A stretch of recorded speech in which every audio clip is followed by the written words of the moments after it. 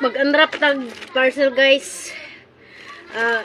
Kung ano man tag piso nga kaning bumbilya 5 watts ra. Pero ang akong nabayaran ani is 150 ka pin, 153 kay naman tay shipping lagi. Wala ko naka-discount sa shipping kay tag piso ra man pod lagi. Di mura ra gihapon kog nag-uan.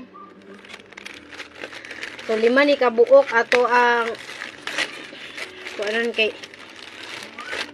kulang og suga amo ang kuan nara. Tanaw na tog nabay sulod siya tanan no kay murag na busdik naman yung isa. Pag 5 watts.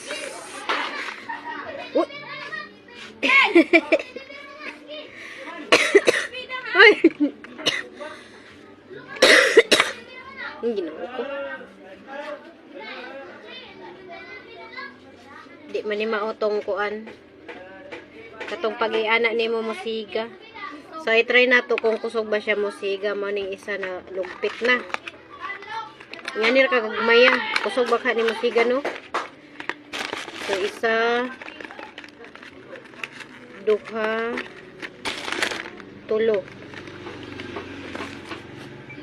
O, 5 ka buok. Okay. So, i-try na to ni unya o kusog ba ni musiga kay di na gud ka mag-expect og high quality kay tag piso raman. Grabe ka mga himos. I-try na to karon. Diri na to isaksak.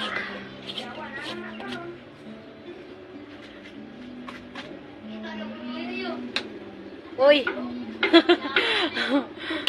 Oy. Oh. Oh. Kusog mat ni ay oh, nakapalong man ano, nakapalong. Palong.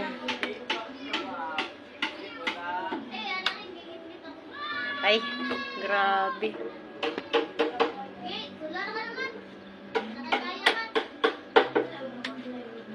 Hayag mo po daing tagpiso. Tagpiso ra. Hayag ra man po di ay. Oh. Oh. Hayag ra man po di ay. Oh, okay ra. Di ra kayo gansi.